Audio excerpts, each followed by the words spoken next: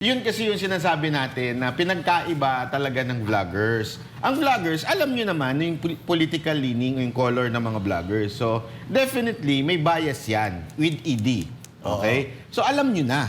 Yun nga ang kinagandahan nun eh. Honest ang vloggers. Ang problema, doon sa mainstream media, they pretend na hindi sila bias. Pero, hawak sila ng mga oligarch. Ano ibig sabihin nito? Mga galit kay PRRD. Di ba? Talaga naman yun ang problema. Galit na galit po sila kay PRRD. Kaya walang magandang balita na ilalabas.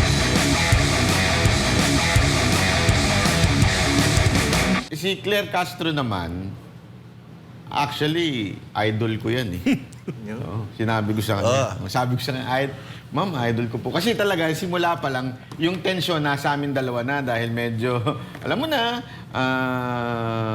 siyempre nakikita natin, binabanatan eh. Sinabi niya nga kagad sa akin, uy ha, binabanatan mo ako. Sabi ko, ay, oo ma'am, pero idol ko kayo. Sabi ko sa kanya, idol ko kayo. Ay, salamat. Sabi ko, dati.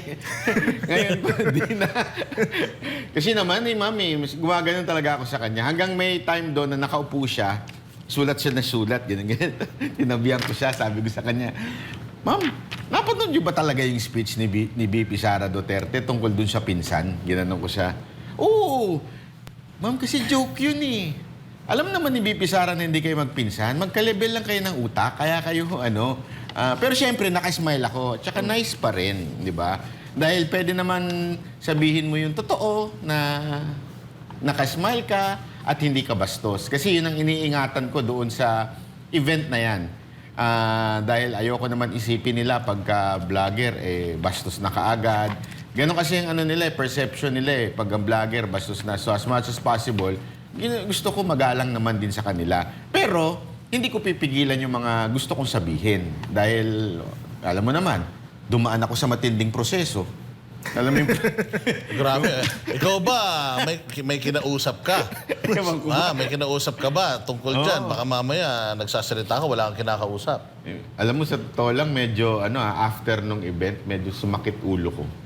Kay Tatang. Si Tatang, gulong kausap.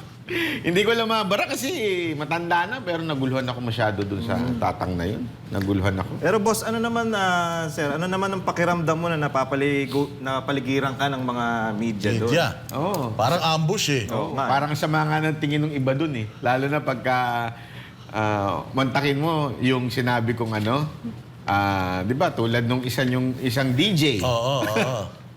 Munti ako na sabihin eh. Kaya lang nagpipigil ako eh. Yung isa yung DJ na yun, magaling yung magchacha. Sumasayaw yun eh. Oo. Pagka usapin sa NLEX, natatameme na yun eh. Ang sinisisi laging gobyerno, hindi yung may-ari ng NLEX. Kasi alam naman natin na may-ari ng NLEX, di ba? I-google nyo na lang. Google nyo na lang. Pero yun kasi yung sinasabi natin na pinagkaiba talaga ng vloggers. Ang vloggers, alam nyo naman yung political leaning, yung color ng mga vloggers. So, definitely, may bias yan with ED. Okay? So, alam nyo na. Yun nga ang kinagandahan nun eh. Honest ang vloggers. Ang problema, doon sa mainstream media, they pretend na hindi sila bias. Pero, hawak sila ng mga oligarch. Ano ibig sabihin nito? Mga galit kay PRRD. Di ba? Talaga naman yun ang problema. Galit na galit po sila kay PRRD. Kaya walang magandang balita na ilalabas. Uy, nandun din si Ed Lingaw, medyo cold nga siya, no? Nag-uusap kami habang kumakain, eh. Nung kumakain nga kami, kasi siya unang naupo. Tapos sabi niya, kain. Medyo napag-ganon ako, kakain kaya ako, baka may lason. Pero hindi naman, kasi ginawa ko sa buffet. So, anyway, medyo aloof siya, hindi siya ganon. Kasi yung iba, medyo kilala na natin. Ang dami nga dyan eh. Binabati ko yung mga cameraman nagpasalamat sa akin dahil dun sa sinamahan ko sila, journally noon, sa yung mga cameraman na hindi bayad, na galing sa ibang stasyon. Hindi sa TV5 galing sa ibang stasyon, tinulungan natin mapalapit doon panahon ni PRRD sa camera, pati sa pagdemanda. Kaya nagpapasalamat sila. Kaya kasi sabi ko sa kanila, okay lang yan, trabaho lang kayo, wag lang kayong minsan kung meron man kayong nasisisi kayo minsan. Kasi wag ko natin sisihin yung mga cameraman, yung mga reporter, yung nasa field. Wala naman silang kinalaman sa editing eh. Huwag kayo maniwala doon sa matanda na yun. Nakatabi mo edit. Oo, edit. Tama ka ba? Nasa field eh. Paano mo mapapadala yung kung pupunta ka pa at nandun ka sa newsroom. Ang bagal ng balita nun pagka ganun. Mantakin mo, traffic pa lang, abuti nga ng isang oras. Pinapadala na lang ngayon yung video. Digital na kasi ngayon nilalagay na yan sa cloud. Yung cloud. Hanap, Google ka na lang din. May ano diyan yan, may proseso din diyan. Sa cloud, tapos doon na dina-download ng mga newsroom. Tapos yung newsroom na ang nag-aano. Hindi yun ang usapan. Ang usapan yung proseso. Ang usapan yung Singapore. Hayop na Singapore yan. Tsaka isa pa dito, boss, isa pang pinakamainit na parang masasabi natin kinagulat ng buong mundo, yung intro mo. Yun talagang highlight ng debate na yan. Yung walang fake news peddler o ang pangunahing fake news peddler sa Pilipinas mismong ang Pangulong Marcos. Siya naman talaga. Siya naman talaga paulit-ulit pati nga yung bigas na nga lang. Hindi ko na ngayon example yan kasi sasabihin na naman ni Claire Castro, aspiration lang yan, gaganyanin. Kaya nga doon na mismo yung punto doon sa sinungaling na sinungaling. Yeah. Wala siyang ano doon. Actually, hinuhuli kanya doon sa mga ibang inaangguluhan kanya sa ibang mga statement mo Pero doon sa pinakamadiin na statement mo na mismong amo niya na dapat pinagtanggol niya during that time, hindi niya na ipagtanggol. Talagang ibang klase ang banat bay. For your information, napakarami pong na-invite diyan. At iisa lang po yung political vlogger na talagang lived up to the challenge. Si Banat Bay lang yun. Ang daming mga DDS na-invite. Ako na-invite. Ako sabi ko, hindi ako aaten dyan kasi alam ko Lions Den yan para kang para kang pupunta sa sa lugar kung saan aambushing ka. Kitang-kita mo naman. Yung mga nila, yung mga nanonood, audience nila, puros mga reporter din. Tapos, parang lumalabas dyan, sa loob na yan, dadalawa lang ng mga vlogger.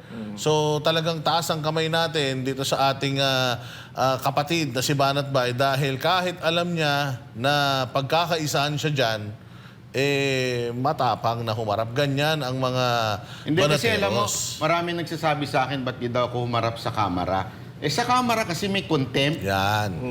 At wala kang laban doon, contempt ka kaagad. 'Di ba? Pagka hindi nila nagustuhan yung sinabi mo.